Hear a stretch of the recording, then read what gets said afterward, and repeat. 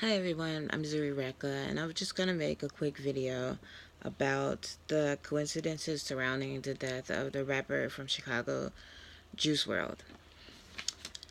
Okay, so the first coincidence surrounding his death is that he had just turned 21 years old, and he had said in one of his songs, I believe it was Legend, that he wasn't going to make it past 21, and that was the first coincidence that he had just turned 21, and he had died on Nicki Minaj's birthday, and he also died on the day that John Lennon had died, and he makes a reference to John Lennon in one of his songs, and he also makes a reference to John Lennon on the video footage that was recorded, I believe, shortly before his death. So that's crazy. That's pretty weird.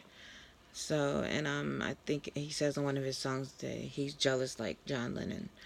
So, I don't know. I haven't heard the song. I don't really know much about his music, but I was just reading about him yesterday. So, those are some of the coincidences. Another one is for lucid dreams. There's TikTok video on YouTube where people are faking seizures with water coming out of their mouths. That's crazy coincidence because he died from a seizure with blood coming out of his mouth. And you have these people that were making his videos way before he died. But it's just weird. He ended up dying like that. And I don't know if he ever saw any of those videos or if he knew anything about that. I mean, you would think he would because it was really popular. So I don't know. I think it's side note that it's pretty disgusting that people think that's funny to make fun of people having seizures. So anyway, just my 2 cents about that. And another thing was that he said he was gonna fake his death, and after he got rich and famous, after a couple of years, he would fake his death. And some people are thinking that he did fake his death, which I don't believe, because I don't think he had that much power to fake his death to get the feds in on and the police in on all of that, because they would have had to be in on all of that if he was gonna fake his death. You just can't do that. I mean, it was at the airport, which is it's kind of good that in a way. I mean, it's horrible that he died. Rest in peace. My condolences to his family. But if he died anywhere else, people would be saying that he faked his death because of him saying that in that tweet. But it'd be pretty hard to fake your death under those circumstances at the airport. But I don't know. Anything is possible, but I don't believe that he did that. No. So, other thing, he was on the Breakfast Club this year in April, and he was talking to them, and he told them about how he left the Chicago, the hood, pretty much, and that how he felt in so many words, fortunate that he was able to leave and that life behind, and that he would have just ended up dead or in prison or something. And it was ironic because he ended up dead, or he possibly could have ended up in prison, and he ended up dying in Chicago, of all places, the very place where he was saying that he escaped from. He got back there, even though he escaped, he still wasn't able to escape. It was almost like the final destination in a way. Like you think you got out of it, you think you escaped, and he gets back in there. Probably had no idea that he was gonna die in Chicago. So there's that, and he also says, what did he say on the Breakfast Club?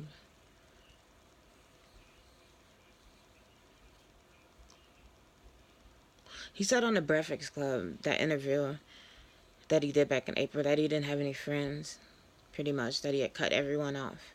Which I thought was pretty ironic, because I'm like, he was with a lot of people that were his quote unquote friends at the time of his death.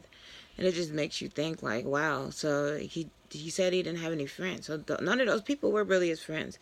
according to this interview, and this was just back in April. That wasn't even a year ago. So it makes you wonder who was he with, and what was the agenda, if there was any. But it's really, the whole situation is really sad. But I just want to say a lot of people um have their beliefs about everything, and my beliefs about it is that a lot of the reasons why there are so many coincidences surrounding this is because of his heat energy that he when you put these thoughts out there, and your words become reality, and your thoughts become reality, and what you focus on becomes true.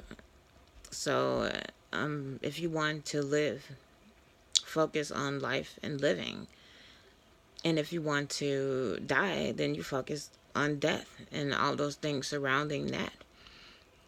But energy is very real. And another thing I noticed he said on the Breakfast Club to Charlemagne was that he did not care about how he was eating. It just wasn't important to him. That's important. Having a being healthy and eating right is connected to your mental health. It is. There are certain things that some people might eat that might trigger them to have issues with mental health, like depression and anxiety. I used to eat a lot of gluten, and back when I ate a lot when I was vegetarian, I had like the worst depression and anxiety and everything you can imagine. But then I found out years later I was intolerant to it or sensitive to it. And you got to make sure your gut is right and all of that. So, there's so much to eating right, and a lot of people from Chicago do not eat right. In Chicago, we eat like horrible food, which is probably why so many people are crazy in Chicago, because of how horrible the food is there. It's connected to the the um the psychology of the people, the food. Yeah, it can. If that's all you eat is crap, it will make you. If you act like if that's all you eat is garbage food, garbage thoughts. That's all I'm saying. I mean, I couldn't imagine like Buddha or Jesus or something sitting eating some Takis. Or not to knock Takis, but I'm just like thinking about junk food, Moderation, I guess, Right, that's the key to everything. So, um, I'm just going down my list trying to see if I've covered everything. So, yeah, I believe that it becomes energy. And I think in the song Lucid Dreams, he talked a lot about death, and a lot of those things became true. He's pretty much saying you wished, the lyrics of that song, he was pretty much like, you want me dead. I don't remember exactly how it goes because I just listened to it yesterday.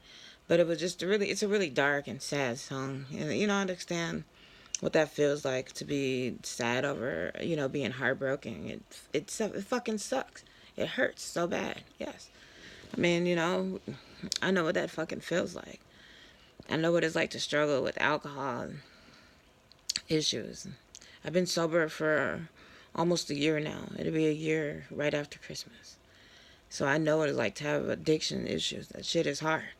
But one thing that has helped me in my struggle with addiction is not focusing on alcohol. And that's a lot of people are like, hey, did you go to AA or do this and that? And I've been drinking since I was 13 years old, and I'm 39 now.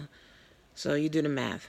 A lot of people are like, did you go to AA? They're like, no, I didn't go none of that shit. And I used to drink a lot. I've almost killed myself a couple of times being drunk. But one thing that I did do, which helped me, was I didn't fucking think about drinking. I just kind of I gained a lot of weight, but I ate a lot. That helped. I kind of replaced it, but which isn't good because I need to lose weight. But I'm just saying I didn't focus on alcohol. You don't want to focus on something that you're trying to get away from. You want to think about something different. You want to deal with the feelings with it. I'm not saying you want to hide them, deny them, but just get it. Think about it, deal with it, but don't focus on it all the damn time. That's what a lot of these people do in these programs. I went to a meeting one time, and they just focused on alcohol so much that I wanted to drink so bad, and I got a drink after I left the meeting. It's my first and only time ever going to A. So That's what I want to say about that. And just everybody can take care of yourselves and love yourselves. And it's really sad what happened to this young man. And I hope that if you're going through a hard time, I'm here to talk to you. You can leave me a message. I don't know if you can leave messages on this thing. I don't really do this much, but just know that everything is going to be okay. And don't think that you can escape with drugs, because there is no escape, honestly. One day you're gonna have to, I tried to escape with the alcohol, and it feels like temporarily you are, but eventually you're gonna have to deal with it. If not in this life, then another, because I believe in reincarnation. So, anyway, that's all I have to say about that. Rest in peace, Juice World. Leave your comments. Um, Thank you for watching.